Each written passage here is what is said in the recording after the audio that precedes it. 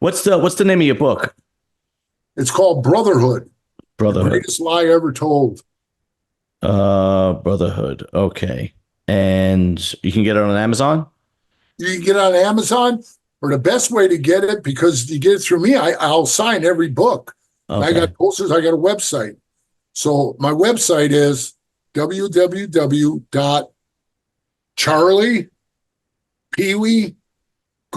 www.charliepeewee.goldsmith.com. Okay. I'm gonna make sure that that is in the um description area so people can just click and go and buy your book. All right. I got former 1% Biker Club Hell's Angel member Charles Goldsmith, aka Pee Wee. What's up, Pee Wee? What's happening, man? It's happening, bro. We had some technical difficulties, but we finally got it going. You want to you want to hear something? We're not computer geeks, man. Yeah, tell me about it. I know. You want to hear something funny? Yeah, I bought my first Harley Davidson like 3 years ago, right? And I wanted to last year I wanted to join a club. And I really didn't want to do a hog club, but I just wanted to. So I reached out to a couple of clubs. One of them was there's a booze fighter chapter by me, yeah. and then there's another one, Iron Heads or something. I don't remember. And I interviewed Mooch, Danny D'Lo, and Hollywood, James Machikare, Yeah. and both clubs turned me down to join because I interviewed guys that were 1% bikers. And I was like, but it's just an interview. I was like, they went well. It's respectful. You could look for yourself. And they go, no, because if it's a problem and you're part of our club, it becomes our problem. And I'm like, oh my God. All right, whatever. Forget it. So I just go right over my Politics, bro. Politics. it's ridiculous. All right. So let's start from the beginning. Where did you grow up? I grew up in Milwaukee, Wisconsin. Hmm. This is where I was born and raised. And I lived there, Christ, till I was 38 years old. Mm. And then I got that hair up my ass to go be a Hell's Angel. And then I split. All right. So before you became a Hell's Angel, when you were in Wisconsin, Milwaukee, which is like Harley Davidson, the center of Harley Davidson, right? Right. Um, what was your childhood like? Were I'm assuming you were a rough dude because you were an angel. So I'm assuming you had a little bit of a rough upbringing. Well, it's funny you bring that up too, man, because when I first started writing my book, John, Hmm. the I wrote all this stuff out like since I was a kid, like all the crazy shit I did. I Hmm. mean, I was 8 years old, bro, and I would jump a train, jump on a train and ride it to the boys' club. Because back then, bro, it was the boys' club, no boys and girls, just Yeah, yeah. boys. So I would ride that all the way, and it was probably like 3 miles away. And I'd Hmm. jump on there. It was funny because, you're talking early 60s, Wow. and I'd be on the side of the train hanging on, and I go past an intersection, and there'd be a couple cops sitting in their car smoking a cigarette. And I'd Yeah, see their faces going like this. yeah, As I went by, I mean, there was nothing they could do, man. yeah. Plus, that behavior was normal back then, where kids, boys were a little bit more rambunctious than they Right, are today. right. And just, playing in the lumber yards and all that bullshit. But where it really kicked off for me is, I was starting to like get in trouble in school, and I was a good student, bro. I mean, I wasn't good with grades, and it didn't hold my attention. The only Hmm. class I honestly liked was like history, when they would talk about history shit. But other than that, man, I was like done with all of it. And I pretty much was a bad student and the whole thing. And then when ninth grade, when I went to a Catholic school for seventh and eighth grade, and I even had a teacher of mine. I can't remember his name, but when I did my kickboxing, he was standing there one time when I came out of the ring after I just knocked the guy out. I'm walking by and he steps out and he goes, "Hey, Jarek." And I looked, I had to take a double back, like, who is this guy? And it was my old eighth grade teacher. And it was Really? funny because he was messing with me, man, one day, in the class, like asking me stupid shit, bro, like who's buried in President Grant's grave. You know what I mean? Yeah, I know. But he wanted me to like answer wrong questions or be stupid. He was trying to humiliate me, what he was trying to do. Right. And I just kept sitting there. I wasn't saying anything to him that irritated him. And he slapped me in the back of the head. And I looked up at him and I says, don't ever do that again. How old are you at the time? Oh, Christ, man. I had to be, it was 19, let me see, it had to be 1972. I was probably, I would say I was probably like 15, Okay. All right. 15, something like that, 14 years Okay. old. All right. And I said, don't ever do that again. And he slapped me in the head again. And it was Wow. funny, bro, because I flew out of my seat and I grabbed him by his shirt and I ran him into the wall. He knocked all these chairs over and I threw him to the floor. When I got down to the floor, I says, don't fuck around with me, man. Right. And, well, naturally, you know, I had to go down there and all the nuns and everything were like, you know, you're bad, you're bad. And they wanted to call the cops and everything. But I mean, I didn't hold no grudge with the guy. Like I said, when I saw him, I had to take a double back. I should have given him a little pop in the jaw with the glove on. Still had him on. But when I left there, I went for ninth grade. I went to this school, and bro, I fought all the time. You know, you're that new kid. Okay, I come from a Catholic school, now I go over to a public school. Right. I get there, man, and man, all these dudes all think they're the toughest son of a bitches in town. And when I got there was a guy named Joe, and they were like, oh, Joe's the toughest guy. He's the toughest guy here. You don't want to mess with Joe, you know? Well, me and Joe got into it, and I pounded Joe out on the playground. Mm-hmm. Then after that, I pounded this other guy and pounded this other guy.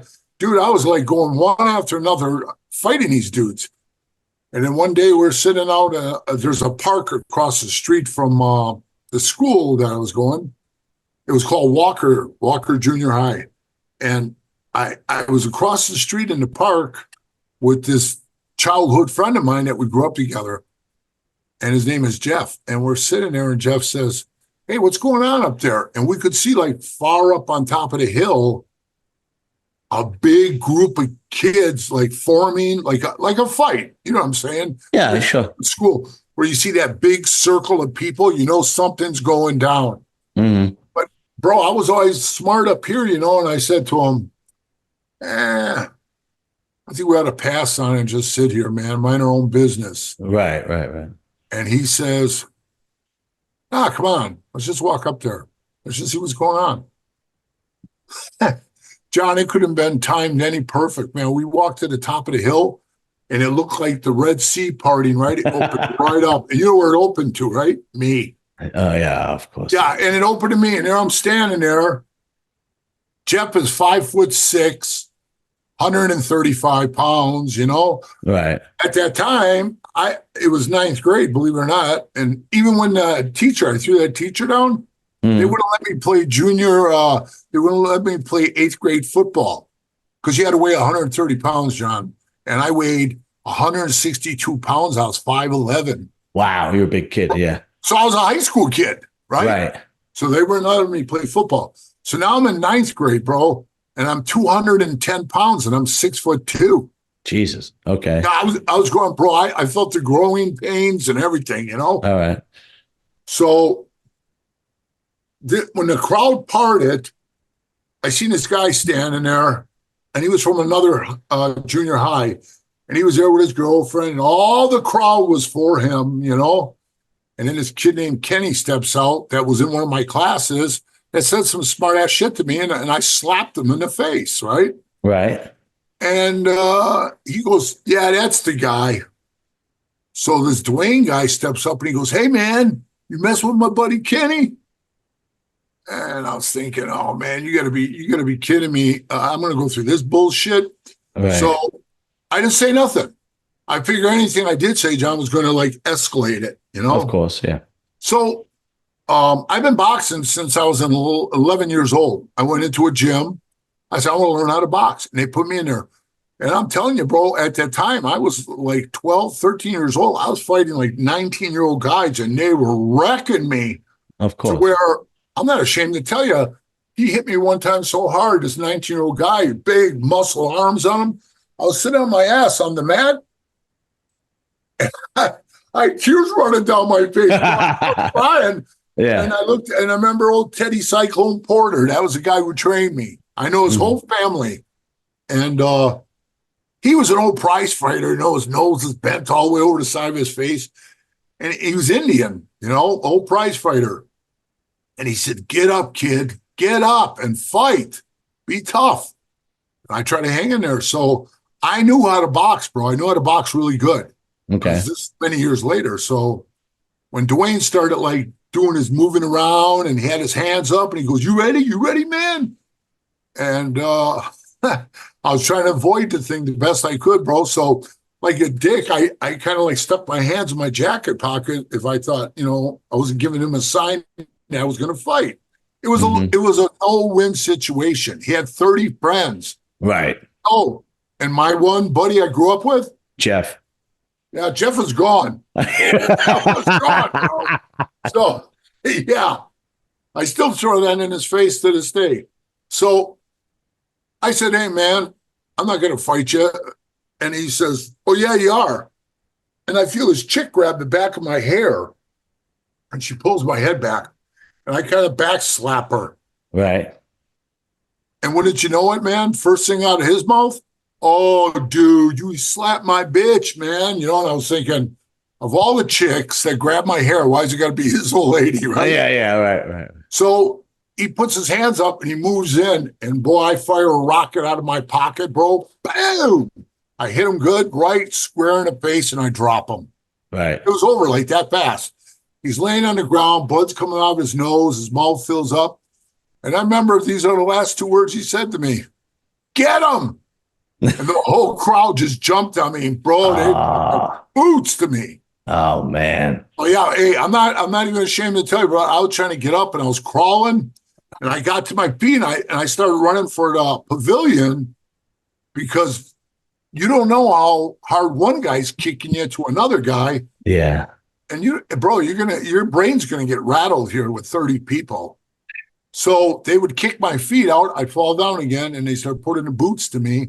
Jesus. And I finally got inside the building. I shut the door, and they're all like, you know, like it was straight out of a Frankenstein movie where they're all beating on the castle trying to get the monster, you know? Wow. Wow. So then my mom says, "Enough, enough. You're going to end up in prison. You're going to end up going down the wrong road." I had a stepdad at the time, and my grandma made a lot of money because she was a nurse. So she goes, "Me and grandma are going to send you to St. John's Military Academy in Delafield, Wisconsin." Okay.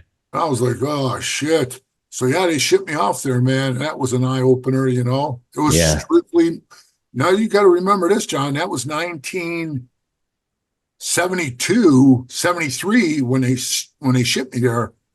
Remember, I know you're younger than me, but that was right at the time, John, when Vietnam ended Yeah. Yeah. because they were all coming home in 73, 74. They were all coming home. The That's war right. was Yeah. over. So everybody that I had, like my commandant, my instructors, they're all Vietnam vets. Wow. My ROTC guy, Sergeant Major Rice, his name was. He was a helicopter pilot in the war, man. He was showing us videos of, I mean, chopping people down with a 50 caliber machine gun. And we were in ninth grade, man. It was like brainwashing us. But that's how strict that school was. So Mm. I went there for the whole year, you know, and I did the thing. And I was so happy to hear my mom because that was like $5,000 in 1973 a semester. Wow. I know it's about, seriously, bro, I know it's about 10,000 now. It is, Yeah. really. Yeah. So I can't tell you how happy I was when I heard my mother say, "We can't afford to send you back there again, honey." She says, "Next year because me and grandma can't afford it." I Mm. was like, "Thank God." Yeah. Right. I don't Right. want to go Right. back. I don't want to Yeah. go back. But the thing that I got out of it, John, was, you know, they made you do shit. You couldn't just sit on your ass, and sit up in your room. You had to be active. So Hmm. he said, here's the deal. You can go out for intramural sports, which is like, I don't know, for the short bus, the short bus thing. Gotcha. Then he said, either you go out for basketball, which I didn't want to do the basketball thing. I wasn't into it. I seriously thought about, they said, you want to play hockey? I was seriously thinking about doing the hockey thing, and I could skate really good. But when he said, you want to wrestle? I said, man, I'd like to try the wrestling thing. Yeah, definitely. Yeah, so I went out for wrestling. I loved it, bro. And it came so natural to me that I did very well at it, like for the first time ever in my life, wrestling. So I didn't start wrestling until ninth grade. So when I got out of there, I went to the public schools. And when we walked in there to sign up, and you got to take your parent with you, my mom was with me, and she tells the wrestling coach, that is my son. He's going to be a state champion. And he goes, oh, we haven't had one here in 18 years. He does that, I'll retire. Well, yeah, the first year I was like, my sophomore year, I was like 10-7, something like that. I just made it up to the city. And once I hit the state regionals, you got to win, and the sectionals, then you go to state. Mm-hmm. They keep narrowing you down. So I didn't have a really good five. I had a 500 record, but then I came back as a junior. I was 26-2. Wow. What a jump, right? Yeah. So yeah, I was only getting better, bro. So I went to 26-2, and the loss there was one loss to a guy at the regional, which I beat in the sectionals, and I still went to state, and then I lost to a guy up at state. He beat me by a couple points. So I had that experience, and then my senior year I came back, and once I started wrestling, he knew the caliber of wrestler I was, and he said, which was great for me, and he's still alive, and I was so happy that I talked to him about 8 months ago. And he's 88 years old. Wow, really? And he's still coaching wrestling.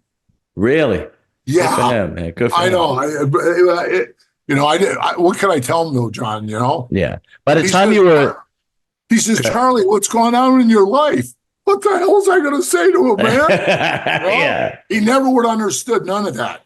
Right. I came back my senior year. He says, listen, there's nobody here your caliber. I'm going to send you over to Pulaski High School. There's a guy there. He's a substitute teacher. His name is John Susi. And he goes, I'm going to send you over there. He was Olympic alternative, and he won a lot of these big AAU freestyle meets. The guy was good, man. So I would go over there in eighth hour. He was off. We'd go down to wrestling room, and man, we jammed it. He made me a much better wrestler, obviously. You know what I mean? Right, sure.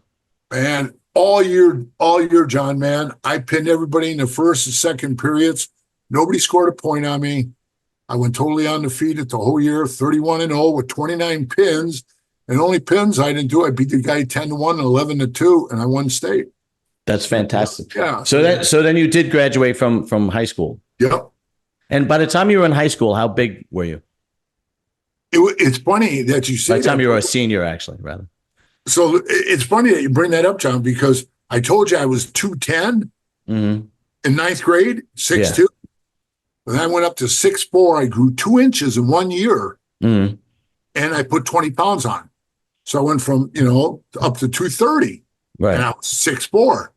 Then the next year, I was 6'5", and I weighed, I think it was 255. Wow. I gained 10 pounds. Then my senior year, I was 6'6", 265. And that's what I weighed when I took state. Okay. All right. So you said you had a stepfather, your biological father. Did you know him at all? Or I barely knew him, bro. He was a piece of shit. You know what I mean? Okay, yeah. Both of them were. So was my stepdad. They're both pieces of shit, drunks. So you had basically the only men in your life were either your coaches or your boxing coaches or so on and so forth. Okay. Right. All right. All right. So you graduate high school, and then where do you go from there? I graduated. I went to college, and I was wrestling. I was undefeated in college, and I was doing really well in college, man, up in Wisconsin. And during practice, these guys were horse playing behind me. And one guy kicked the other guy's legs out. He was a 300-pound guy, and he fell on the back of my leg when I was running laps around the gym. So when he fell on my calf, he ripped me to the ground. I mean, bam, he slammed me to the ground. And I turned around and I said, man, put the horse play. And when I stood up and I tried to run and I fell back down and I got up and I fell down, I'm like, hey, what's wrong here? I didn't realize that I ripped my ligament out of the bone. Wow. Done. I mean, right that night, they took me to the hospital. They prepped me up the next morning. They were in there putting staples in my leg. That was it for me. And then they said, you could come back and finish school. And, man, you know how that goes, John. Yeah. Right. Yeah. So, okay. So you're out of college, and what are you doing from there? You working or? Yeah, I was doing I got like a trucking job, but I worked on the dock at the time because I was still a young kid. And I was unloading trucks and doing my thing, and everybody's saying, hey, you got to learn how to drive these trucks sooner or later because, you know what I mean? That's what it's going to be. It's not going to be the dock workers and the drivers. They had two separate lists because it was union, and Teamsters. And I said, oh, okay. So they were showing me how to drive the truck and the whole thing. And everything was going good. And I had 3 sisters, John, growing up. So I didn't have a blood brother. Right. So and at the time, my wife worked at GE Hot Point in Wisconsin building those dishwashers, right? Okay.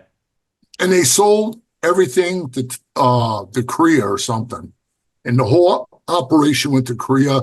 She lost her job, but she was there for a while. And while she was there, she bought me a motorcycle. And this is funny. This is your sister? My first wife. My first wife. Oh, your first wife bought you your first motorcycle. Wow. Yeah. Okay. So like you said, you just bought your motorcycle. So I was probably 22, 23 years old. And I swear to God, John, I did not know how to ride a bike. I never rode one. So she buys me a 1980 Harley Davidson lowrider. And this is about 1982, 83 when she bought it. So it was 3 years old. She financed it, got it. She told me, promise me one thing. I said, what's that? She goes, you don't join any motorcycle gangs. I said, okay. So I ride around, John, for about 2 years. And I run into these guys in Milwaukee called the Sinners MC. Mm-hmm. And man, there are a bunch of guys like that I've known for years, and they're all hanging together and they're riding. There's only probably about 10 of them, 10, 12 of them. And I started hanging around with them. And the big dominant club in Milwaukee, the big 1% club was the Outlaws. They ran Milwaukee, still do. Yeah. And I was in the Sinners. I joined the Sinners. I started hanging around with them. In 3 months, I was in the club, Mm-hmm. After a year, bro, they're voted me in as president. Oh, Jesus. So I'm the president for the next 10 years. So just out of curiosity, Milwaukee, Wisconsin, what kind of population was it? Oh, demographic? Was it, Millions. It was millions. No. I mean, ethnicity. Well, it was right there, right on Lake Michigan. It was on Lake Michigan. And I don't know. You told me where you live. Where you living at? I'm in Jersey. Jersey. Well, you know the same shit then, bro. Those winters growing up, remember? They were brutal, bro. Oh, yeah, of course. Brutal winters. Yeah. But was it Hispanic? Was it Italian? Was it Jewish? Was it? It was all segregated, bro. Swear to God. The Viaduct, they had a big valley, and they had a 6th Street, 27th Street, and a 35th Street viaduct, 3 viaducts. And during the 68 riots, all the blacks were coming across the 6th Street Bridge. Mm-hmm. And when they all got across, and all the people on the south side of Milwaukee were German and Polish immigrants, right? Right. And they were all standing out on a bridge with shotguns and everything, and they told them, turn around, go back. And it was on the news, bro. I remember seeing it because I was a kid then. It seems like all the cities were like that in the 60s. It was really a serious change within the country. Oh yeah, it was, bro. So okay, so if you don't mind me asking, you only had a prospect for the Sinners for 3 months, but you knew these guys growing Yeah. up. If you don't mind me asking, what was it like prospecting? It was just like stupid shit, like, one guy called me up, telling me, hey, go get a carburetor, bring it over here, do this, do that. The only thing I didn't like is like if somebody called me up and said, hey, come on over here and cut my grass, I'd be like, fuck you, I ain't cutting your grass. Right, right, right. And I did the same thing when I went to the Angels too. There was guys that would literally call prospects up. I need you to come over here and paint my garage. I need you to come over here and put tires on my car. That has absolutely nothing to do with the motorcycle club. That's just like white slavery bullshit. Do you think And it's a shit test to see if you got a backbone, or do they really legitimately want you to do it? what do you mean? Like a mud check? Yeah, yeah, yeah, yeah, yeah. Oh yeah, I got mud checked. But when I was a sinner, I saw the Hells Angels, bro, for the first time. Naturally, you know of them. Everybody knows of them. Sure. I seen them in magazines. I seen them on TV. I seen the movies. Hells Angels on Wheels, Hells Angels '69. But where it really comes down to it is you don't see them in person, bro. It's not the same. It's not. It really isn't. So 1991, I'm with six of my guys in Humboldt, Iowa. We got the Sons of Silence were there, Galloping Gooses, the Elfersteros, the Hell's Henchmen. I've heard of all these clubs. Now, you were still in '91. You were still with the Sinners. Right. Okay, and that's And considered a 1% club, right? what, the Sinners? Yeah. No, they weren't. It wasn't. Okay. No, they Okay. weren't. No. Okay. And it was funny, we were getting a lot of heat, bro, a lot of heat from these clubs because all these clubs didn't like the Outlaws. And because I was from Milwaukee, they basically were like, where you from, man? And it was kind of hard to spit out of your mouth. We had nomads on the bottom of our backs. Mm-hmm. We're running like nomads. But it was stupid, bro, because we're trying to like bullshit them. But our license on our bike said Wisconsin. So yeah, they bagged us on that. And then they were like, hey, man, a couple of clubs came up and said, hey, the Angels are asking a lot of questions about you guys. Well, I didn't even see one yet. So when I was walking with my group of guys, I looked over to my right. I seen this big boy standing by the fence smoking a cigarette, big broad-shouldered guy. And they had a picture of him on the show, the series they're doing. He was a big boy. And I saw him smoking that cigarette. And I said, I'm going to go talk to that guy. And they're like, oh, don't do it. I'm like, fuck, I'm going to go talk to him. So I walked up and I stood next to him and he looked over at me. I looked at him and I said, hey, how you doing? I'm Pee Wee with the Sinners Motorcycle Club. He puts his hand out, shakes my hand. He says, I'm Ralph, Hells Angels, Minneapolis. He got done shaking hands. We just stood there for about, I don't know, 5 seconds, didn't say anything. And then I said, hey, Ralph, what do I got to do to be you? Really? Yeah. And he says, well, where do you live? And here we go again, right? I said, Milwaukee, Wisconsin. He goes, move to where we are. And the closest place was Minneapolis, which is the next state over, Okay. What made you want to be at that moment? I thought you were going to say, is there a problem with me and my club? But you decided right then and there you wanted to be an angel. I pulled the trigger right there, brother. What made you make that decision at that time?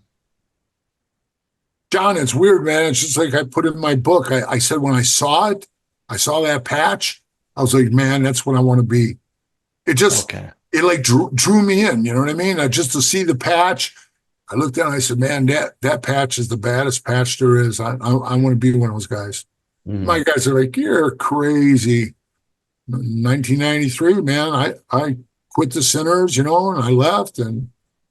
But I actually quit them. I actually quit them in 91. When we got back, I handed all my stuff in and I says, I'm not going to do this anymore. You know where my heart is and what I want to do. So I had to concentrate on the Minnesota guys. So I asked Pat, who was the president of Minnesota at that time, or he was always the president. He was the only one they had it for a long time. I asked him, I said, hey, Pat, can I put a group of sinners up there in Minnesota by you so you get to know me and you know what I mean, and know about me. So maybe I get a chance to be you. And he says, no, Charlie, no. You want to move up here? You want to be a Hell's Angel? You just move up here and do it. I was like, Mm. wow. So that's when I went back and I told the guys, hey, I'm done. I handed all my shit in. So man, John, for 91, 92, 93, I had to travel, which is a 6-hour drive, all the way up to Minneapolis, work parties, do bike watches, clean up, set up for parties. And I was just like considered a hang around, you know? Because for 2 years you were considered a hang around, but you were Almost 3 years, yeah. and you were living in Milwaukee, yeah, Wisconsin, and yeah, Milwaukee rather, and then you would travel 6 hours to go to. yes. What happened to your ex-wife or making a living? How did you get around that? Well, I would only do it. I would only do it on the weekends. So I had a job during the week, Mm-hmm. and then she was. I forget where she was working. She was working somewhere else already. But I told her, I says, I want to move. I want to move to Minnesota. I want to be a Hell's Angel. And the first words out of her mouth was, "You got to be kidding me." And I said, "No, I'm serious." And she says, if you end up going to prison, I swear to God, I'll divorce you. And I was like, wow. And I mean, I've been with her since high school. Me and her Yeah. started dating in high school. And she lived up to her word, John. I went to prison. She divorced me after 38 years, bro. That's hysterical. I was gonna say you probably called a bluff because she said don't join a motorcycle club, and she stayed Oh, with you through the whole thing. she stuck it to me, bro. That's funny. All right, we'll get to the whole prison thing, but this to me this is fascinating. This is absolutely fascinating. So then you literally traveled 6 hours on the weekends there and back 6 hours there, 6 hours back. Yeah. just to prospect for the Angels for 3 years. Well, that was hang around. Then when the real serious time came where they were like, are you going to make the move? I had my house for sale. And you got to remember, John, from being in the Sinners, I always had contacts. I had to have meetings with the outlaws and stuff all the time. Mm-hmm. So I can't even stress to you, bro, how serious this is. If they would have found out I was moving to Minnesota or even thought I was doing what I was doing, Mm-hmm. they would have whacked me, bro. They would have whacked me. It Yeah, was back that then serious. back then it was different. Yeah, back then it Yeah, was. because I can tell you that because personal friends of mine, when I left, they jacked them up, grabbed them. Hey, where's your buddy at? And they were doing damage to friends of mine that really, John did not know where I went. I kept my mouth shut. Right. I never told nobody nothing till the day the semi came down my street when I sold my house. I told guys at work, hey, I quit. I quit my job because you're not going to believe this. I worked with an outlaw. Yeah. It's Pete. He lives in Florida now. And actually, me and him are still friends. Wow. I still talk to him every once in a blue moon. But Pete was all right. But I didn't want anybody finding out, and getting any like gunfire before I leave. So we loaded up the truck and we moved there like the end of April of 1994. And bro, it was 70 below. Well, with the wind chill, they said it was like 60 some, 62 below or whatever the hell it was. Yeah, it's rough over there, man. Bro, it was freezing. And, I remember my ex-wife saying, man, we made a huge mistake moving here. Well, we got there on April 29th. And then I went to my first meeting on May 4th. That was my first meeting. But before that, they called me up and had a little sit down with me. And they said, before we let you go any farther, we want you to do something. That's how he said it. You want to be a Hell's Angel? I said, yeah. He says, we're going to ask you to do something. And, I'm sitting here, John, and I'm thinking to myself, these guys are going to like ask me to whack somebody or something. Right. Yeah. Right. I mean, that's what was going through my head. And I said, yeah. So I'm thinking, hey, I got to do whatever, you know what I mean? It's going to be asked because he says, I'm serious about this. And I said, so am I. They said, well, we need you to take a lie detector test. And I'm like, what the hell? Really? What? Oh, I swear to God, bro, on my skin. So I had to go get hooked up to a machine. And, you know, this guy's asking you, like, uh, do you, what's your name, you know, and all this, you know, is your name Charles Goldsman? Yes. You know, and you're answering all this stuff. And then he's like, have you ever testified for the prosecutor? No.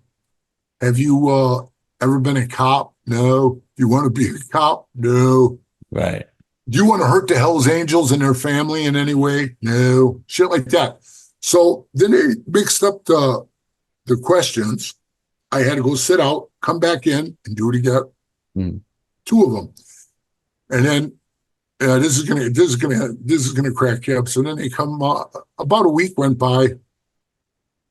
This is before I moved. I got to back it up a little bit. This is before I made that final move. And they called me and they said, "Hey, got some bad news for you." I said, "What's that?" They said, "You passed the lie detector test, so you're good to go." I said, "All right, cool, man." They go, "Yeah, when are you going to get here?" And I said, I got a truck coming. I'll be there." They go, "Well, hey, don't forget when you get here, you owe us $350 for the lie detector test." What? Jesus That's Christ. what I said, man. I'm Yeah. like, what? Now, I have to ask you. Now, I know you were enamored by the Angels, um, but from what I know, I don't know, you know, the little bit I know about motorcycle clubs, the Outlaws had just as much clout. Um, Yeah. why didn't you go that direction? And it would have been a hell of a lot easier for you. You know what? That's a good question, John, because it was just a lot of things I seen that you know, it was hard to swallow. You know what I mean, bro? It's Mm. like where you sit around watching shit that was happening around me, and even you, bro, would be saying, "Whew, this is way Wow. out of line, man, way out of line." And when I would go down there as a sinner, you know it's bad, John, when you're sitting there the whole time and you're constantly doing this kind of shit because you don't know what's going to happen. You know what I mean? They Mm. get drunk and they turn on you and the whole thing. So I never ever felt comfortable in their clubhouse. I never felt comfortable around them. Mm. So I never really wanted to be one of them. And then when I met the Angels, man, you know, they were all like real personal. And, you know, I mean, these guys were like the, I'm trying to think of the right way to say this. They were more like the dirty part of the motorcycle thing, you know, where they look like the old biker pictures you see from the 60s and the Right, 70s and right, stuff. right, right. To where I go over by these Angels, man, and they're wearing pressed blue jeans with Australian ostrich skin cowboy boots. You know what I mean? And they're all decked out. And I'm thinking to myself, wow, big gold rings all over their fingers. You know, Right, right, right, right, right. hey, that's what I want to be, man. You know? Right, right, right. Do different clubs conduct themselves differently in that manner? Or are some clubs more I don't know how you want to say it, like do they conduct themselves dirty, if you will? Like, you know, there's a club or a hang around and they just want to give them a beating, so they just give them a beating for the hell of it. And then other clubs, you know, even though they could hold their own, they wouldn't do things like that. Or is it basically everybody's a little bit different in each club?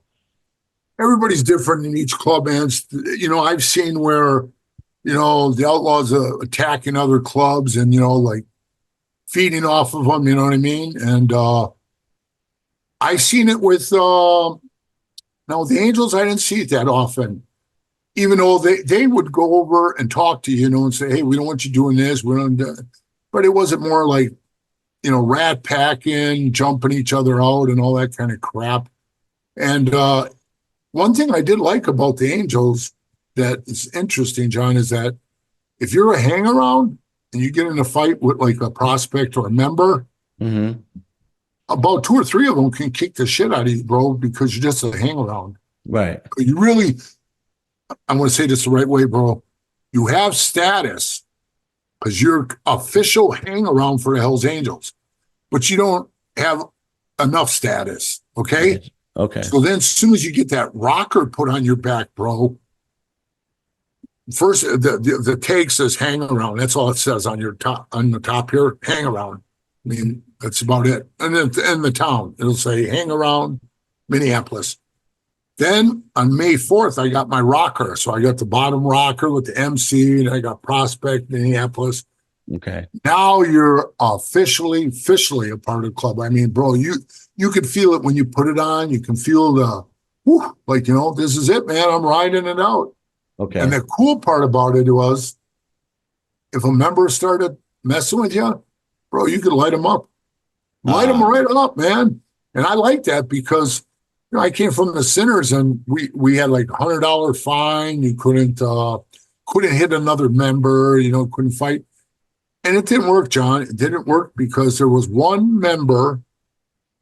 He was a real piece of shit. And believe this, he ended up leaving the Sinners and joining the Hells Angels too. really? Yeah, he ended up dying of his drug of choice, meth. He couldn't live without it. So he was a piece of shit. We had shit missing in the clubhouse. When I say shit, I'm talking guns. Guns Ah, coming up missing. I knew he was selling them. He would sell the guns, make a little money. He didn't give a shit about anybody. And then he'd be like with you, he'd say, hey, John, you want to get high? And no guy selling, I'll go pick up some coke. Give me some money, Guy give him $500, $600. He never come back. yeah. So Okay. then me being a president, John, I would have to have like, let's say it was you, and you come up and you go, hey, Pee Wee, man, Joe Schmo here screwed me out of $600. Right. Instead of me saying, well, hey, John, why don't you just get it on with him, man? Get it out of your system, because that's what it's all about, bro. Right. I'd have to say, hey, I had to mediate the whole thing. And it was like kid shit, man. I seen the difference when I joined the Angels. It was totally different. I loved it, man. Hey, the dude did you wrong. Even if he disrespected you, you jump up, hey, man, what'd you say? You get down, man. And nobody can jump in on it. Nobody can jump in on a fight. It's one-on-one. Ah, So that's what's good. That's the difference between the hang around and the prospect. Hang around, you're going to get rat packed. And you become a prospect, you don't get that, And man, I fought many members. so you prospected for 3 years. I'm sorry. You were hanging around for 3 years, almost 3 years. Then you prospect. You moved to Minneapolis, Right, right? right. With your wife. How long did you have to prospect before you were a full patch member? Believe this, bro. I prospected 14 months. And at the end of the 14 months, and I traveled, I did the whole thing. And I mean, I didn't do anything that wasn't asked of me, Mm-hmm. I walked in and Pat stands up. And when they call you in the room, everybody's outside. There were 6 prospects. And they'll call you in by yourself. They'll say, John, come on in here. And then they're like, well, hey, what's new? Do you have any police contacts? Anything happened to you? They Mm-hmm. don't know what's going on. I came into the room and I just knew something was weird, John, because they're all sitting like, at the table. They all had their heads down like this, and they're looking at the table. Nobody was looking at me. And I'm standing at the end of the table, and Pat's the only one standing there, talking to me, Now, Pat is the president. okay of the Minneapolis chapter. Right. And Okay. what's his name? Ralph, the big guy I told you about that I first Mm-hmm. talked to. Right. He just got out of Stillwater when I met him for manslaughter, right? He did like Jesus. 2 years for manslaughter. And he's a sergeant of arms. And he came Mm-hmm. over and he opened the door and he goes, Pee Wee. I go, Mr. He goes, these guys want to talk to you. Now, there's when I knew there was a problem, John, because he said, these guys want to talk to you. He didn't say, come on in, we want to talk to you. Right. And as I opened the door more to walk in, he was walking out. And I said, where are you going, Ralph? And he said, fuck it, I'm leaving. Wow. So, Really? my head's going like that, John, right? I So, can imagine. Yeah. Right. yeah, so I'm thinking, hey, what's going on here? What's going on, man? I mean, they knew me and him were like best of friends. And I'm thinking, what's going on here? I get over and Pat says, hey, man, you're just not cutting it. So we're going to ask you to hang up your rocker. Does he owe any money? Treasurer goes, no, matter of fact, we owe him money because, I had my dues all paid up. And they said, no, we owe him some money. So he pulled the money out of the books. And they said, yeah, we're going to put you out in good with no contact. Meaning you couldn't, if you were still in the club, I'm out good when you see me, but you Mm-hmm. just can't talk to me. Doesn't make sense, bro. So, uh, I got to tell you, I was actually, after all the bullshit I went through, John, I was relieved. And I walked out the door and they go, Jimmy, the next prospect. And Jimmy, you would have loved Jimmy. Jimmy was such a freaking mess, man. He was screwing up shit left and right, and he didn't care. I said, Jimmy, they're going to throw you out. No, he said, who cares? Mm-hmm. I said to him one time, hey, that broad you're seeing, she gave like 3 guys in his charter herpes. Yeah. And I says, you're dated her. And he always had that big mouthful of chew, when somebody chews chew. Yeah. Her lip always sticks out. Yeah. And I looked at him, I says, she's got herpes, right, bro? And real nonchalant, this is what he does, John. Hey, it ain't going to kill me. Okay. He says, it's just like luggage. I just never get rid of it. That's one way to look at it. Right. I was like, fuck, I'll pass, bro. So as I'm coming out the door, Jimmy's coming in. I know they're going to throw him out, bro. Okay. Plus, he bought a bike from them. And he already is 3 bike payments behind.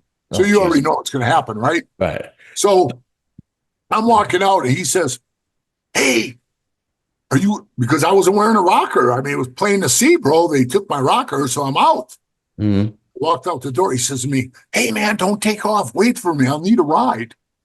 Oh, Jesus. I'm not going to give him a ride on my motorcycle, Oh, yeah, right. So I walked out. I got on my bike, bro. And like I told you, I was riding out. I wasn't feeling any emotions, bro. Like, oh, man.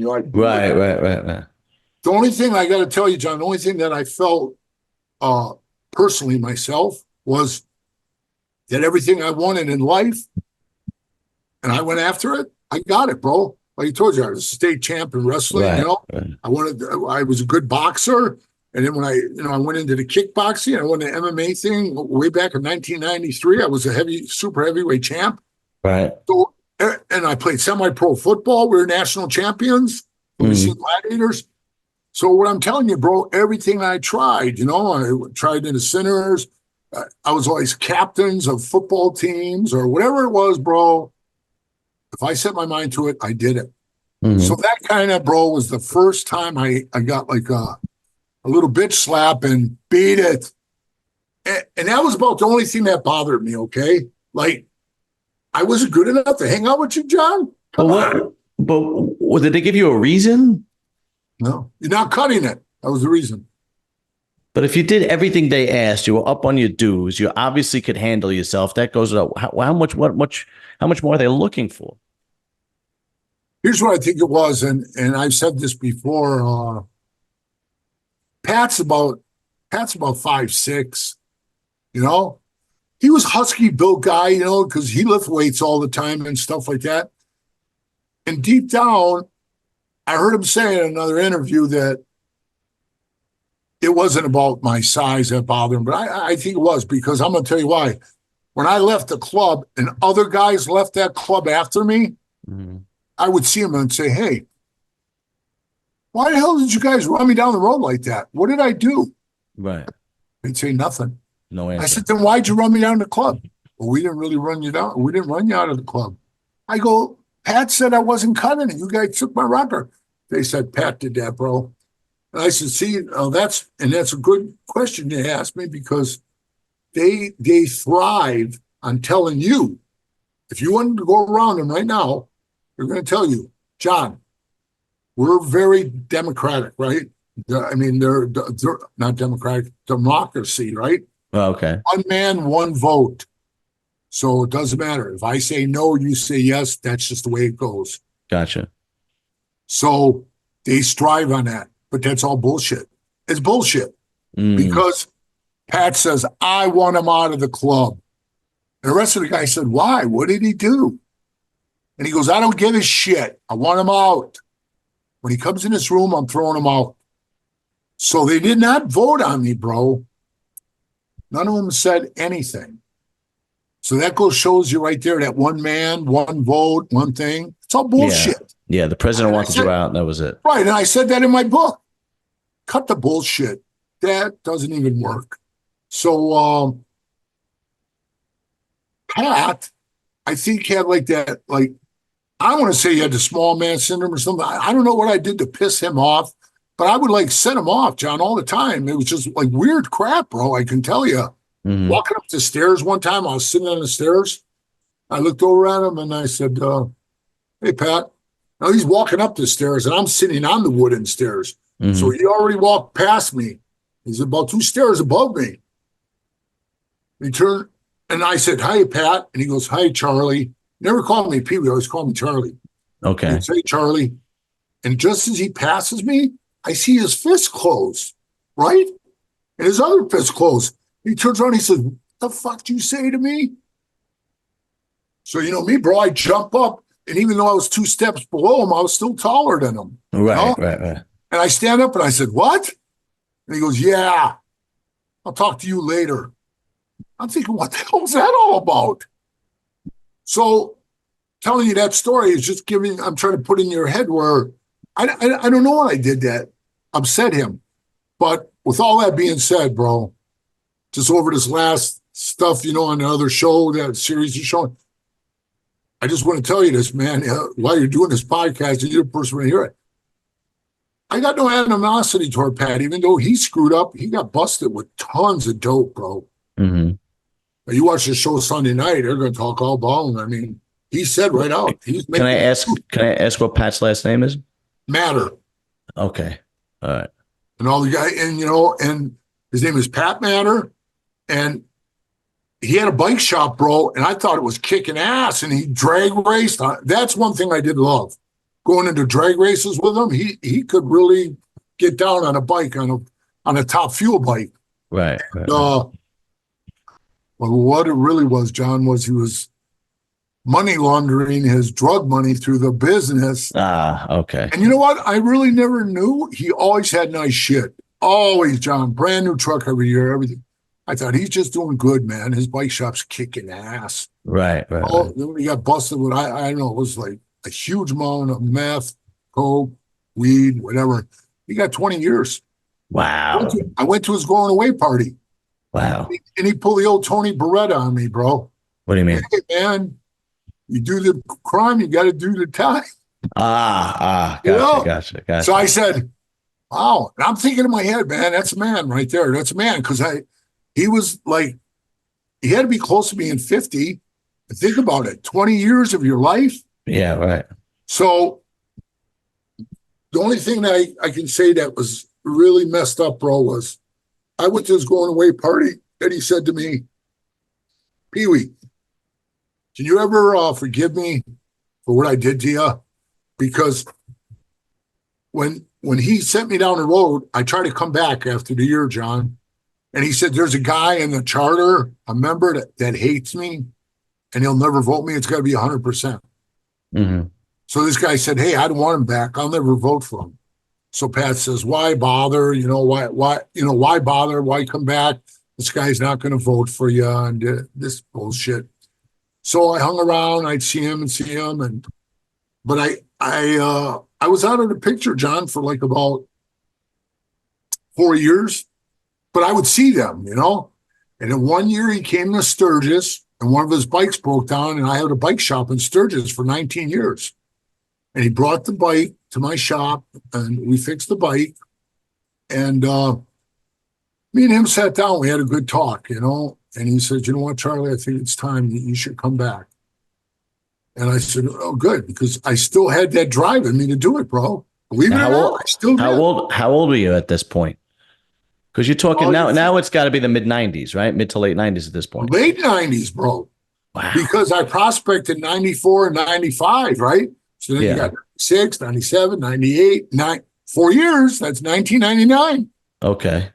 So in the meantime, the guys were called. The first guy that wanted me was a guy, Rusty, out of Orange County.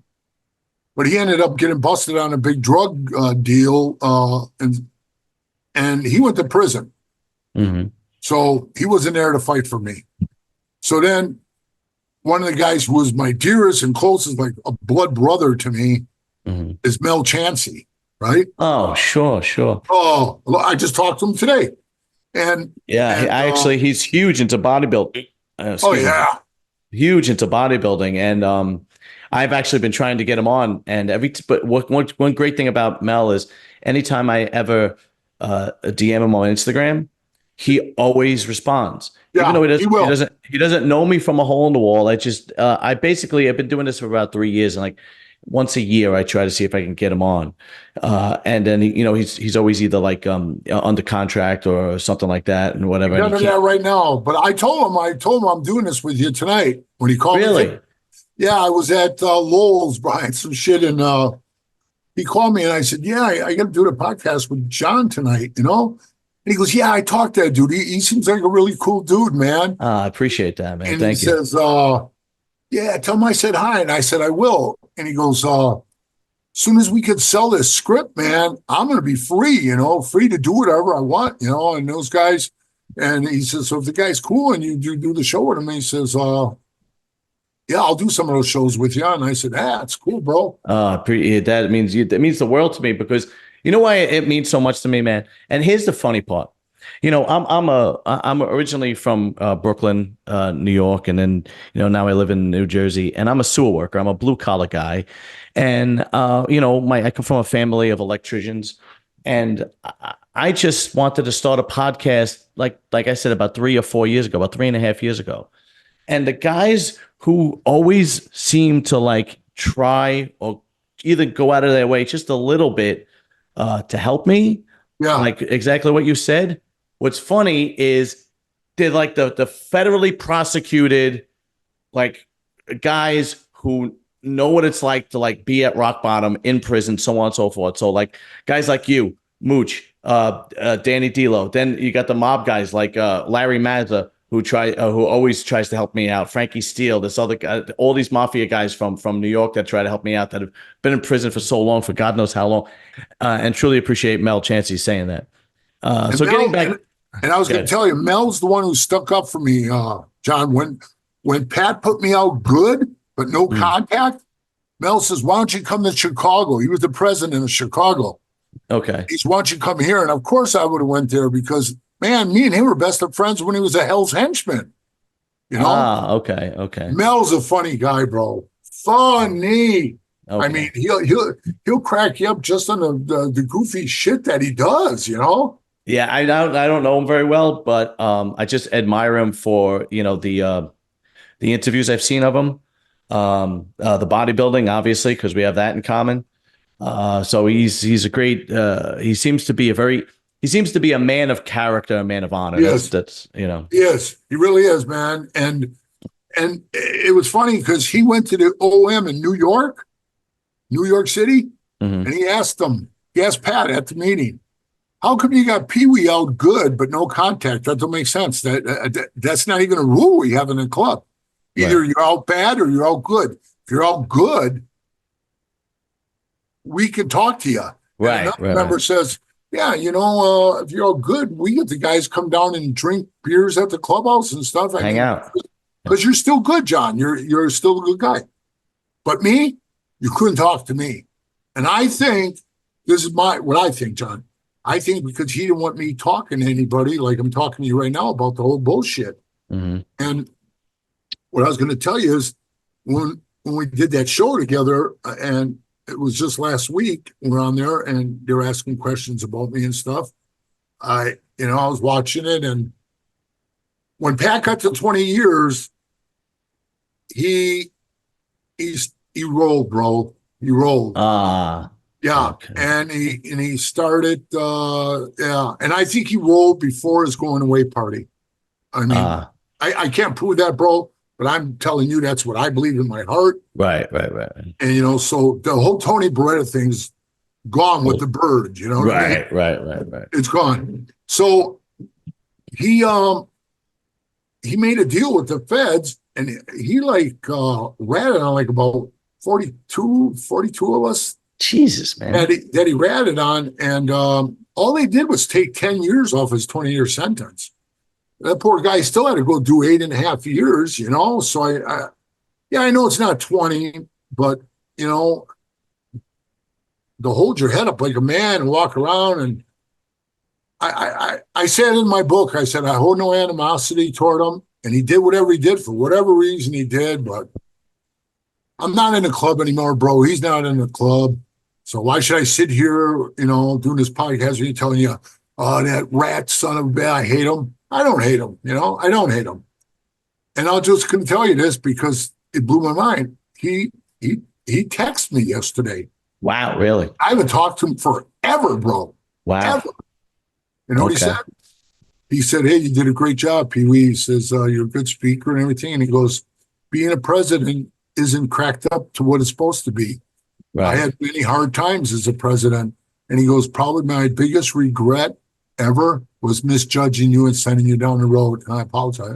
Hey, bro, that meant a lot to me. Of course. It did. And he says, yeah, I know you. I bought one of his books when I was in prison, right? I read his book, Breaking the Code. That's the book he wrote. Okay. With the cop who busted him. So right. I says to him, I bought your book. You're bought one of mine. And he goes, okay. He bought one, Yeah. And so, like I said, I'm not sitting here on no hate wagon, but Christ, man, it took all that. I moved up there. I did everything they asked, man, and still got a boot up the ass. So when Mel was trying to get me to come to Chicago, Mel caught that big beef, where he went to prison. Oh, man, you couldn't catch a break. No. So then he went to prison. So I started feeling like the Black Widow, bro. I didn't want to talk to anybody. And then, I was always good friends with Frisco, and Frisco treated me so good. And I flew out there one time, and I went to one of their New Year's Eve parties, and they were like, hey, why don't you come here? And I said, really, can I make it here, man? And they go, what do you mean? I was thinking like job-wise, California, man, is like New York. Right. I mean, you got to make like top dollar just to survive there. Yeah. Everything's expensive. You know that, bro. And they're like, no, you'll do good here, And I did, and I was happy because Frisco is the first charter is San Bernardino, right? Purdue. Mm-hmm. Second one was Frisco, man. So I mean, there's their history, right? Right. Second charter ever of Hell's Angels, and I was in it. So when Pat said, you can come back, come to the meeting next week and come up there, stand in front of the room and tell us, what your plans are. I saw it coming, John. In a way, I saw it coming, but I didn't think it was going to be like this hard. I get there, I'm standing around, and some of these prospects are like, oh, you used the prospect here? Because they're all new guys, right? Mm-hmm. I just told you the years that passed. Yeah, these are all new guys. And I really didn't have much to say to any of those guys. And I walk, I'm waiting. I never see Pat pull up. And all of a sudden, the vice president guy comes out and he says to me, yeah, Pat didn't show up tonight. He wasn't feeling good. So we put that on the back burner. So come back next week. Jesus Christ. Come on, John. Here we go again. You know what I mean? Wow. So I come back next week. Would you believe what happened again? Hey, Pat's not going to show up. So what I'm saying to you, bro, is it's like he's doing it to me again. At this point, though, you're putting so much time in. Not one person was like, this guy really wants to be an angel. The guys let him in, for Christ's sake. Right. The guys in Frisco did, bro. Okay. So it finally broke when the vice president says, you just want to wait to come back, or you want to, if you want, you can come in a room. Pat says, you can go in a room and speak, say what you want. I said, let me at it. I walked in there. I'm standing up on this little stage area they got. We're all sitting at this big round table. And they says, you want to come back? And I said, yeah. They said, when do you want to start? Now, this is right after Sturgis. So this is like in August, October. You're like, October, I think. And I said, I want to start the first of the year, a fresh start. They said, okay. So you want to come back the first of the year? And I leaned forward and I said, yeah, but I want to go to San Francisco. Now, there's a rule in the club, John. You got to go back to where you started. You get permission to go anywhere else. Mm. And that works because let's say you're in my charter and you owe us a ton of money and all this other shit. And hey, you're going to transfer. Nobody's going to take you as a transfer because the first thing they do is they'll call me as the president. I'll say, hey, we're going to take John, man. Is it cool? And I'll say, no, it's not cool.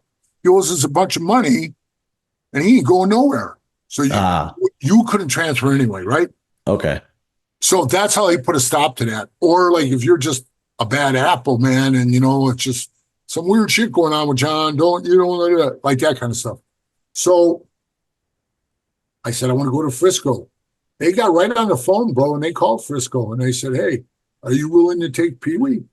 And they said, yeah, fuck, we'll jump. They said, we'll jump on an airplane, our whole charter, and come down there to get them. They're ready to rock and roll, fight charter to charter. And they said, okay.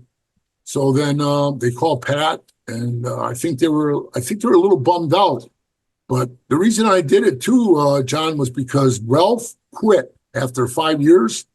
Mm-hmm. Ralph, the guy that I talked to get in the club. Yeah, I remember. He got sick of it. He just quit. Mm-hmm. And it was sad, bro. It was just sad to see the guy because you would have loved him, bro. He had big arms on him. He's lifting weights all the time. He was a bad dude, man. Right. And I mean, I get down with everybody and anybody. And Ralph would have been a handful, he was a handful. And I seen him slap people silly and all kinds of shit. And he was just a bad dude. And he quit. He said he wasn't feeling it anymore. And I don't know how the hell he got hooked on. I mean, they would do bumps here and there of the map, but man, the next time I seen the bastard, I paid for a plane ticket for him to fly out to Vegas when I had the charter there. Mm-hmm. And he came to visit me and he's staying with me. And I walk in the garage and he's standing in the garage and he's got a light bulb from my taillight of my motorcycle. Okay. The top of the glass broke off. He's got shit in there. He's heating up and he's smoking this shit out of there. Really? I mean, bro, I couldn't even make that up because I never seen anything like that in my life. Yeah, really. So I looked at him and I go, what the hell are you doing? And he goes, oh, come on, act like you never done this. And I said, I never have, bro. Yeah, really? I smoked it. I never smoked it. I've done it, bumps to stay awake on runs. Right. I haven't done it since I was 45 years old. And at this time, I was already in my late 40s. Okay. And I said to him, I haven't done anything, Ralph, nothing. Since 45, I stopped everything. And he said, well, man, he says, this is the only thing calms me down. So I had like a sour taste. And he goes, well, if you're bitching about your taillight, here's the $2. It wasn't about the light bulb, bro. Yeah, really. Yeah. Can you imagine me coming to your house and you seeing that? You'd freak out. Yeah, that's strange behavior. Yeah, exactly. So and here's a guy I respected totally doing that, So when he flew back, we really didn't talk anymore. And next thing I hear, he's in a hospital, dying. He was only like a year older than me or something. What the hell? And he passed away. Nah, man, that sucks. So when do you finally become a full patch member? So I go out to Frisco, and I couldn't believe it, John. I get to Frisco, and they tell me, yeah, you got to be a hang-around. I'm like, a hang-around? Come on, man. You guys know me. I thought I'd get a rocker right away. Right. So they made me a hang-around for about, it was short time, bro. It was only like 2 months. They were trying to do like protocol, and then I got my rocker and we were prospecting, and it was me, Dennis, and JP. And JP, he was the first guy shot in the Laughlin case, he was on that show, and me and him are still friends to this day. We still talk, Mm-hmm. And we all prospected together, and it was like day and night, brother, day and night. It really was. I mean, the respect, the shit. It wasn't no games, with no kid games. It was nothing, bro. It was like straight up man shit. So I think I prospected, because you're supposed to go 12 months, and then they bring you up for your patch. Mm-hmm. I think they brought me up like in 10 months. And they made me member. and we went out partying that night. It was kind of funny because one of the guys took his jacket off and said, "Here, wear mine," and put it on, and the guy's about your size. Yeah, yeah. So it's like, So it was like fat guy and a little yeah, yeah, yeah, like that movie. Yeah, bro, yeah. I couldn't even like get it close together, Yeah, but right, right, hey, right. man, I didn't care. I was happy and I was flying high. I So was just, how, I man, mean, I'm on top of the it world. it took years. How from the Oh, very beginning to from Wisconsin to Frisco, finally becoming a full patch member. How long right. did it take? At least 10 years? 10 years. Jesus Christ, man. Does Yeah. it normally take that much time? No. So I prospected twice. I did all that. So I became a Hell's Angel. Like I tell people, hey, I had, because little did you know, when Mel got out of prison, I would fly down by Mel Mm, and I'd ride around with Mel, and bro, we were taking care of all kinds of shit. I wasn't even in a club. I right, yeah, was yeah. down there doing doing shit with Mel, man. We're riding around, having fun in his Corvette and just stirring up dust, bro. And the funny thing about it was, I'm doing all this shit. So when people ask me, how many years did you really have in the club? So technically, I got my patch in 2020 or 2021. And then I didn't leave the club to 2010. So actually, I would have 10 years in, right? I tell everybody I had 15 years in because all that time Pat cut out, it wasn't like I stayed away. Matter of fact, Pat told Mel, hey, I said no contact with Pee Wee. And Mel says, and we better watch it. I want to see him, like, change your status and then screw me over. What year was it when you got your full patch? 2021, I think. 2021 is when you got your full patch? Yeah. Yeah, because I think it's right on my chest, man. Can't see it, I don't think. Right here. She says 2021, out 2010. Out 2010. Yeah. Or do you or reverse? So did you get in at 2010 and out 2021? No, no, no. I got in 2021. Okay. Oh, wait a minute. You got me like It, it's 201. reverse. 201. I'm sorry. 201. Oh, you scared? I was like, that's 3 years ago. Yeah, yeah, yeah. Okay. 2001. Okay, Got in, and I 2001. got out 2010. Ah, okay, okay. So now you become a full patch member in Frisco. How do you get to, because you were in a chapter in Las Vegas? How do you get to that? First of all, your wife must be going crazy at this point, right? Your ex-wife, because now you went from Milwaukee to Minneapolis to Frisco. You were in Sturgis. You were all over the place. She must be like, Well, she, here's what broke her, bro, is, she was still in Minnesota. We had a beautiful house out in the country, mm, like on a 3-acre hobby farm. And she said, I'm not moving to that filthy city. I mean, the city smells like piss. which I mean, city? from all the homeless people. Frisco. Oh, God, Yes, bro. I've heard it's even worse now. Oh, yeah. So you can only imagine, bro. Like when they tell me, hey, go down to the store, grab some shit, and I walk down the store, I'd be walking back with bags of groceries, look between the cars and see a guy taking a shit on the sidewalk. You know what I Yeah, mean? yeah, yeah, yeah. It was so bad, bro. It was so bad. But she said, just go do your thing. And if you make member, then I'll move out there. So she stayed back in Minnesota. And that was hard on her. And she had a nervous breakdown and the whole thing. I didn't know about all that. And then when I got her to San Francisco, she wouldn't sleep and she had like a sleep apnea. And I mean, after a while, bro, it was like uh, sleep deprivation, where like Yeah, where they her mind, start. bro. I Yeah. mean, I come home one night, I walk in there, she's got a 9 millimeter I have stuck in her mouth, you know what I mean? Wow. And she's pulling the trigger going, why ain't this thing working? And I had the lock on it.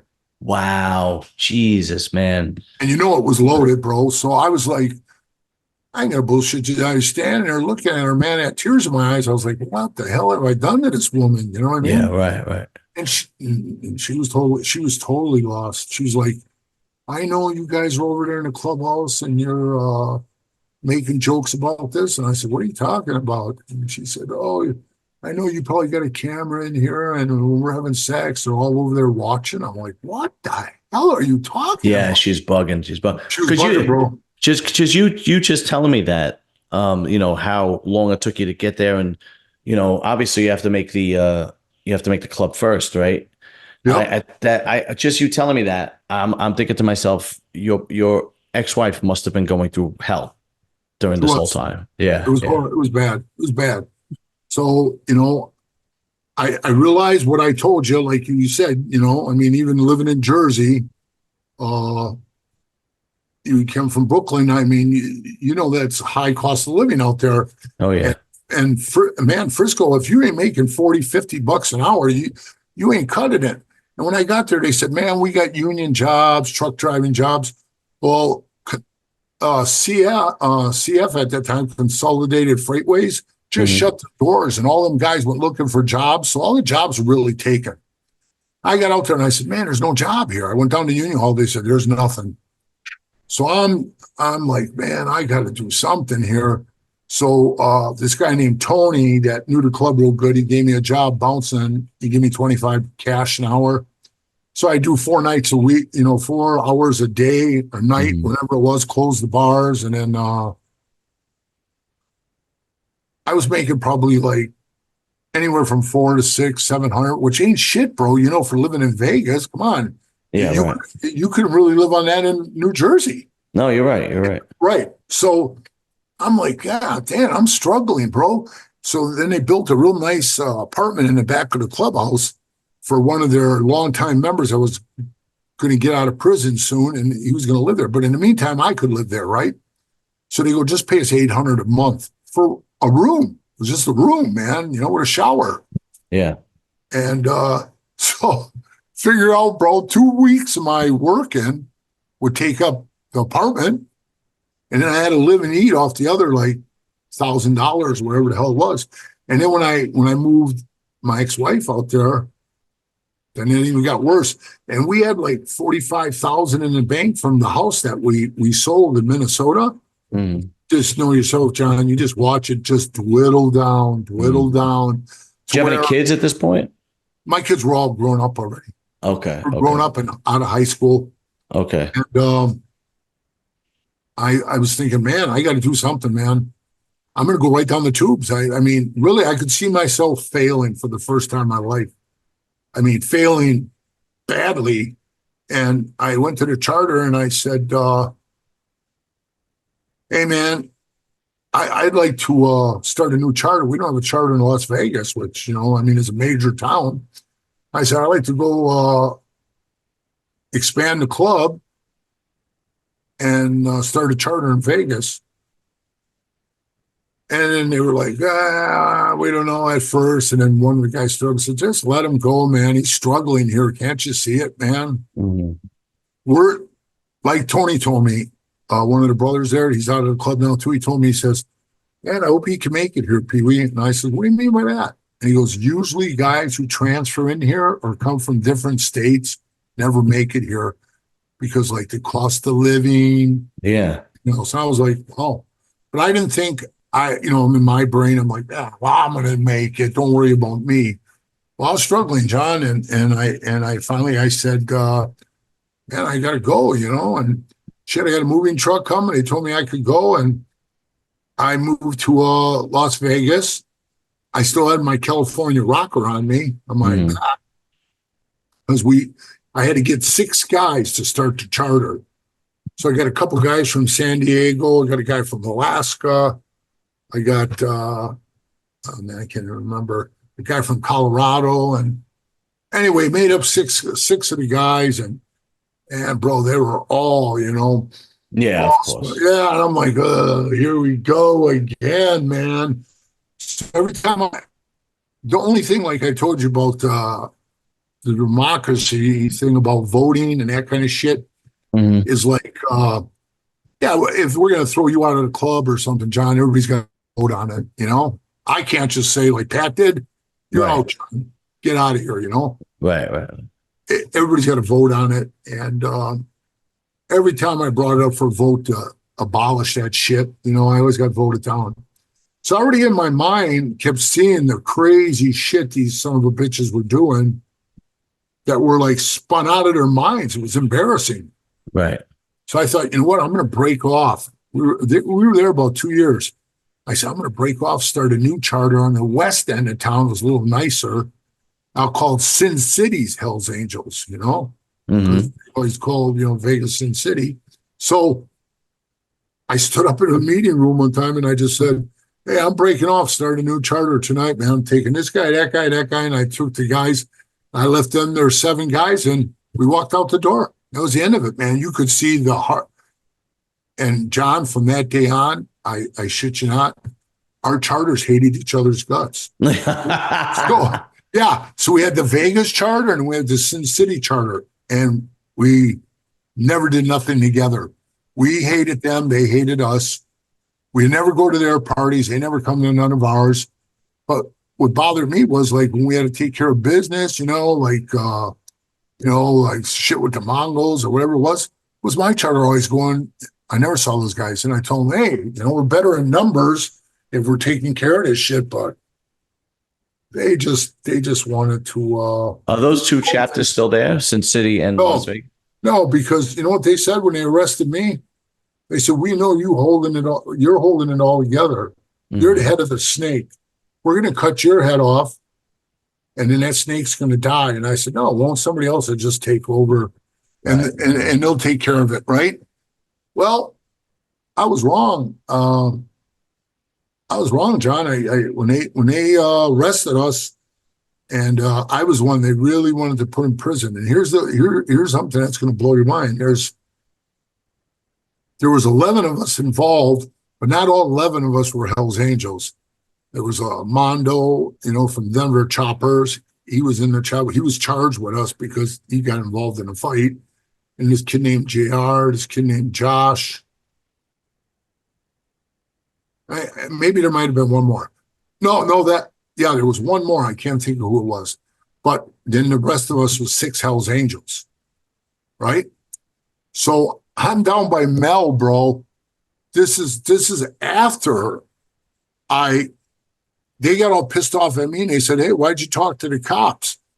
See, like the cop said on the interview, he goes, Pee Wee made a statement to the police. And I was thinking, what statement? So what clarify the statement, man. What he wanted to do is John Q. Public, he wanted you to think, oh, man, I said something really bad. All I said was, hey, self-defense, man. Guy pulled a knife out of me. I defended myself. All right. So tell that story, if you don't mind.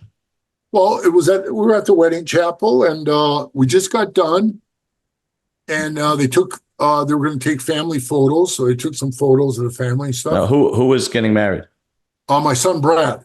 Okay. My son, Brad. Okay. And he was still a prospect. Okay. And he was getting married. And then I'm standing there, and all the guys are outside. And there were some guys, that came. They were wearing their patches and shit. And I was dressed up, Right. And I'm standing there in the chapel, and the prospect runs up to me, and he goes, hey, Pee Wee, the Mongols are outside. And I think what I was thinking in my head, John, was, what do you mean they're outside? They rode by? I guess that's what I was hoping they did, right? They rode by? And he goes, no, they're in the parking lot and they're in the lobby. They're here. So Now, where was this? Where was this happening? This was at Special Memory Wedding Chapel. It was a special memory. In Las Vegas? Yeah, in Las Vegas, on 4th Street. Yeah.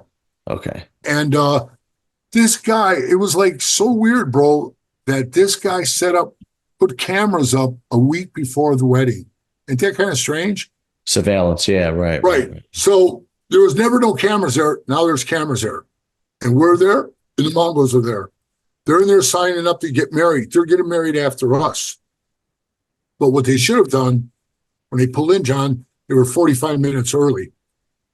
And I know this because in the preliminary hearing, the one ex-Mongol, they threw him out of the club for ratting on me. He told the cops, Pee Wee beat me up.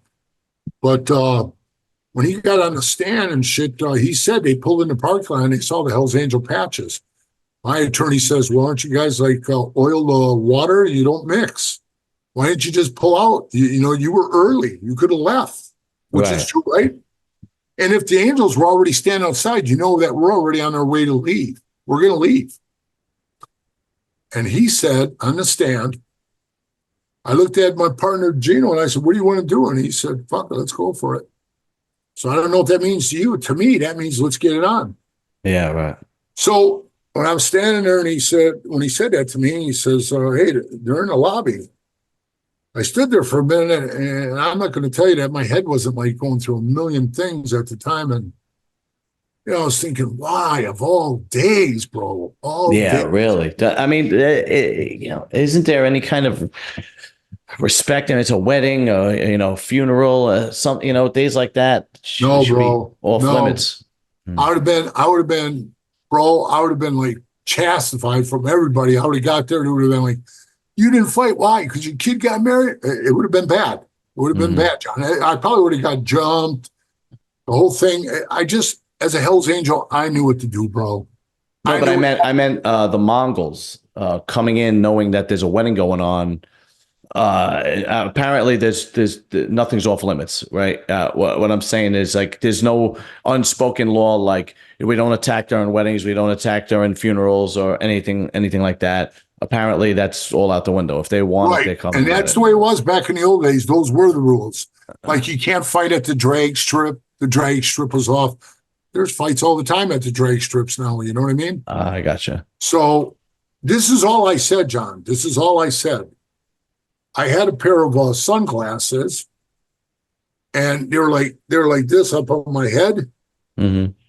And I looked at the guy, and he goes, "What are we going to do, Pee Wee? What are we going to do?" And I took my sunglasses and I put them on like this, and I said, "There's only one thing we can do." I turned around and I walked out there. And when I walked out, he caught me out of the corner of his eye, and when he saw me, man, he went right for his pocket. Hey, bro, yeah. So I don't know if you got a gun or a knife, but I sure the hell ain't going to wait for you to show it to me. So I just lit him up. Boom, boom, boom, boom, boom. I started blasting him. Sure, that big buck knife falls on the floor. He's reaching for it. I grab him in a headlock. I'm smashing him in the face. I said, go ahead, pick it up. Pick that knife up. And when I took him to the floor, that was the end. You know what I mean? Threw a little wrestling in there. You know what I mean, bro? Little choke. Yeah. And then everybody else is running around doing whatever they were doing. And that's exactly what I said in my police report, too. I don't know what anybody was doing. I didn't look. I didn't see. I didn't care. Well, it was chaos. Yeah, I was taking care of myself. Right. So I really didn't say anything to hurt the club. But at our meeting, our charter meeting, guys were all whining and crying like bitches about it. And I said, do you guys honestly think I disrespected this club? This club that I love and gave my life to? Did more than any of you in this room? You guys feel that way? And 6 of them, John, raised their hands and said, yeah, we feel that way. Really? Right there. And I own the clubhouse, bro. Right there and then. I stood up, unzipped my jacket, laid my patch on the table, and I said, I quit. Wow. And that's what they said. They go, come on, Pee-wee, you're bullshitting. I said, no, I quit. If you guys don't believe in me, I mean, if you don't believe in me, John, why am I sitting here talking to you, bro? Right. So I just said, I don't belong here anymore. And I'm not going to sit here and candy coat anything for you. Yeah, bro, I had tears in my eyes because look what I went through. I just told you all the shit I went through to get in there. Right. And I was walking down the stairs, and half the shit hanging on the walls in there was mine in that clubhouse. They said, what about the clubhouse? I said, just keep paying the bills. Wow. And you guys can stay here as long as you want. So then my son stands up. He was a member then. My son stands up, takes his patch off. He says, I'm going to quit too, because I'm not going to sit here and listen to you talk shit about my dad, because I'll be kicking everybody's ass. And he could have too. Right. So he walked out the same day. But, because he was young and he didn't know. They went over to take his shit and he gave them everything, like death heads that I had made out of gold, and I gave him a big silver one. Christ, it was about this big. and he gave it to him. It was pure silver. Now, me, when they came over to my house, I just started rocking them, and I told him, you ain't getting nothing. I'll bring the shit, I'll box the shit up and bring it to you. You come over to my house. And when they go, where's all your death heads, man? All the death heads I had, I sent the rings back to people. Like, if you gave me a ring from your charter, I say, hey, John, here's your ring back. And I would send you the ring because you gave it to me. Right. But all the death heads and the big 1% diamonds and all the shit I had on me, I had that gold made, and it was all my shit. Why would I give it to you? So I took it all, and they said, you got to give us that gold. And I said, the hell I do, man. I melted it all down to a big block, right? And then I had that block made into a big giant BMF, bad motherfucker, Yeah. I wore it on this big chain on my neck, and it had all rubies and diamonds. And I moved here to Hooterville out in the country here, bro. And I'm living on a mountain here in the Ozark Mountains. Nobody's going to see my flash, who gives a shit? So I just took it to a jewelry store in town, the big town. They gave me $5,800 for it, and I said, "See ya." Yeah. Well, I want to ask you a few more questions before we cut out. Take it back to the wedding. The guy that you gave a beating to, is he still alive? The Mongol? Yeah. Okay. And it's funny. Mooch told me. He said, "Yeah, we threw him out, man." Okay. And I said to Mooch, I says, "Why'd you throw him out?" And Mooch says, well, he told it. We read the paperwork. He told the cops, man, Pee-wee did it. You can't do that, Now, is that what you went to prison for? Yeah. Okay. And now that happened, John, in 2008. They didn't arrest us till 2010. That's why you can see the time zone. Why when I quit 2010 on my chest, I showed you. So that's why that lapse, John, was from 2008 when the fight happened to 2010. We all got arrested, $100,000 bonds. We all got arrested, and I'll be a son of a bitch, man. As we're going through this, and we all bail out, we all put up our bail money, and we get out and stuff. And all of a sudden, what really made my mind up too to quit that club was I could just see the backstabbing that was starting to happen and go on, and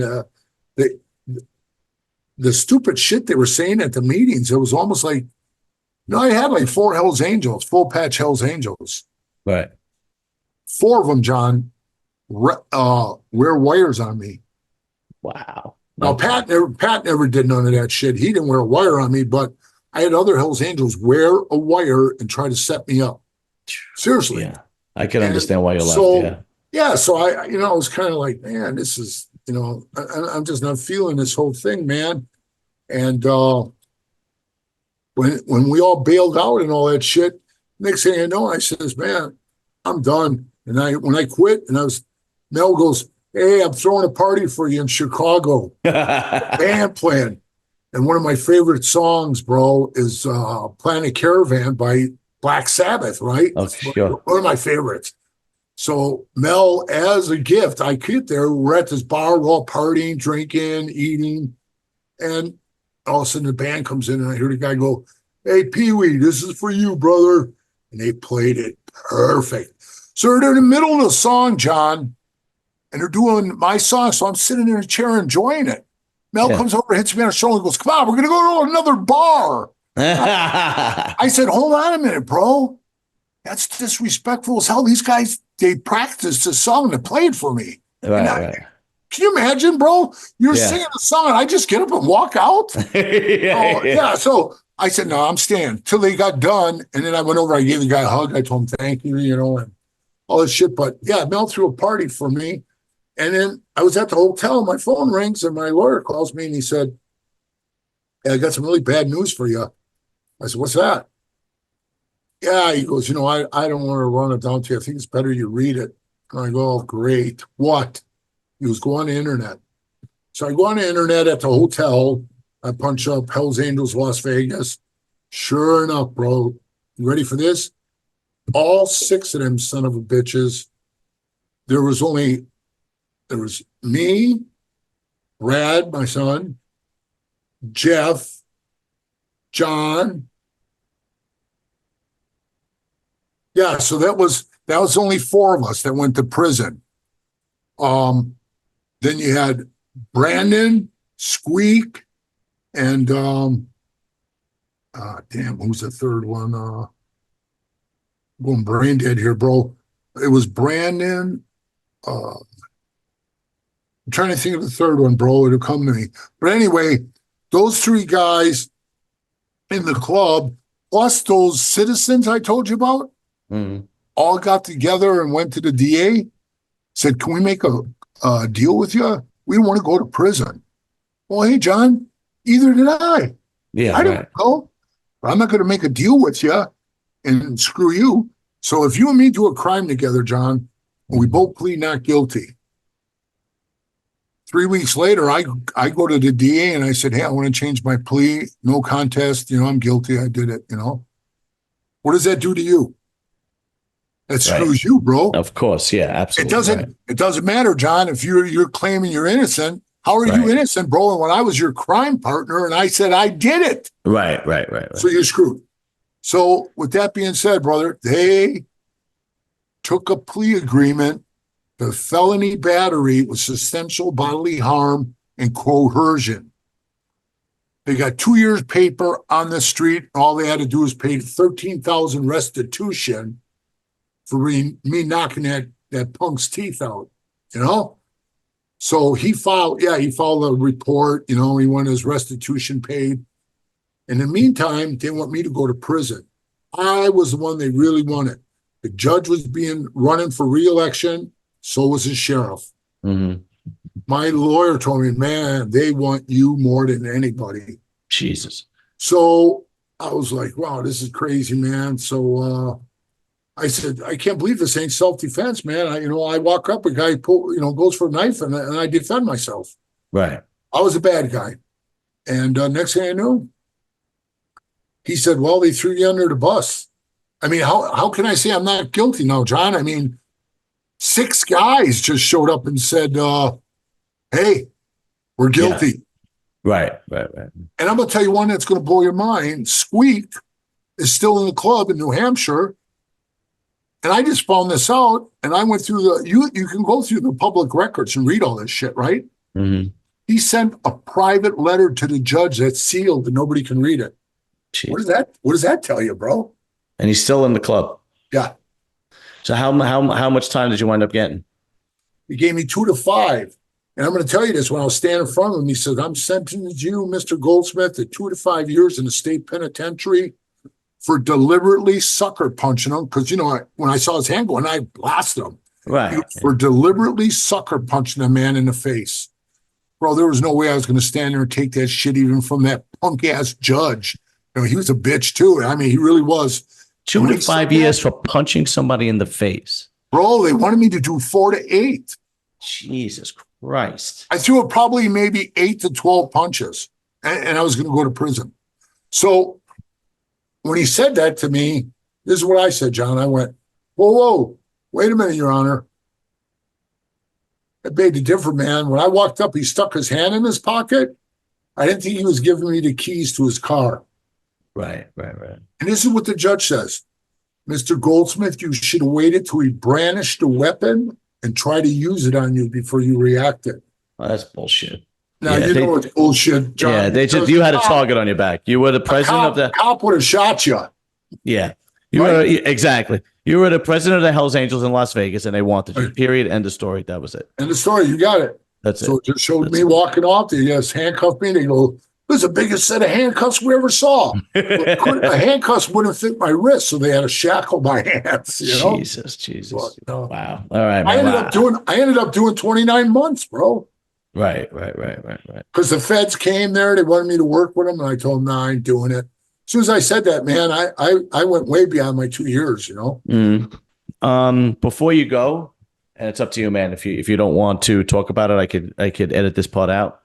Can you tell me that story that you began telling me on the phone about Chuck Zito? Oh, yeah. I just heard today that he was put out bad. And that guy said he's all ego about himself. So I think this is going to crush him. Like I said, he's probably putting a noose up in the garage right now. So you didn't get along with him? I did and I didn't. At first I did, but then when he started coming to town all the time, disrespecting me as a Uh, charter, not calling, he thought he was like too cool for school and that, and he quit because he asked me that. He said, "Hey, were you really bitching about me coming to town?" I go, "Yeah." He thought it was bullshit that him and um, John were, that John was making up shit, but John wasn't. John's a pretty serious guy. so From Chuck was a full patch member, and he would come to Las Vegas and not give you a heads up, not call you. Chuck would, yeah. Oh, I'm sorry. I Chuck, apologize. yeah. Chuck. Yeah, I apologize. Yeah, Chuck Zito. Okay. Yeah, yeah, yeah. Yeah, Yeah, John, he's all Hell's Angel, yeah. okay. And John, who was that? I don't. They call him John the Baptist.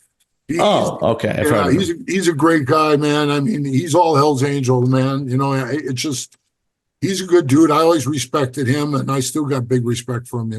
Okay. All right. He's a good Well, member. sir, I can't thank you enough for coming on and telling me this amazing story. I'm definitely buying the book. As soon as I get off here, I'm going to buy the book. And much love, much respect. Thank you so much for coming on. Truly appreciate it. I can't thank you enough. So, sir, we'll definitely stay in touch. For sure, Uh, man. and good luck. You told me you're going to be on Vlad TV. That's going to be huge. That's because that's one of the Yep. biggest podcasts in the world. So Yeah. that should be tremendous. That's going to turn you into a YouTube star. I hope you're ready. Because anybody who's ever been on that show, they just become a YouTube star. You know, Wow. yeah, it's the truth. And you could probably start your own podcast. Plenty of guys have.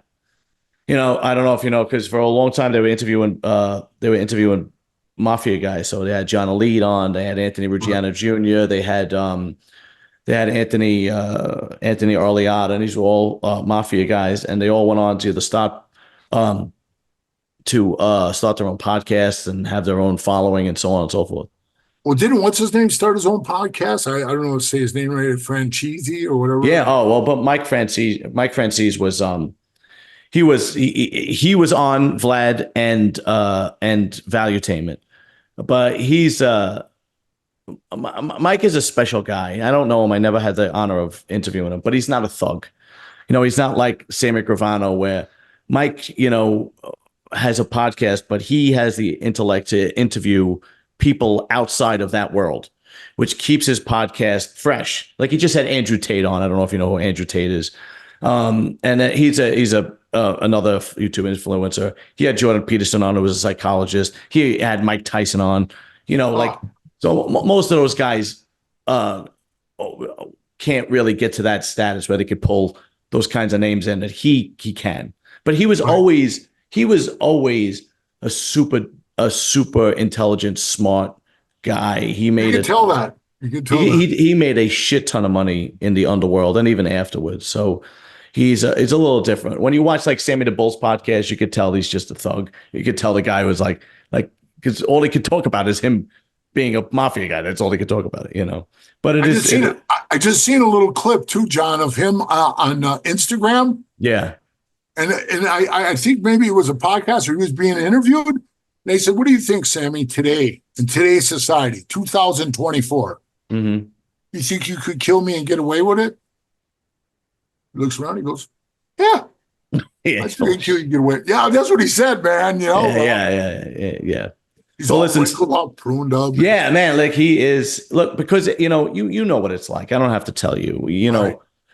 You are who you are inside, no matter how old you get. No Right. matter it's more of a mentality. It's right here, bro. Yeah. So he still has that, killer instinct in him. I don't care what anybody says. Yeah. He still has it inside him.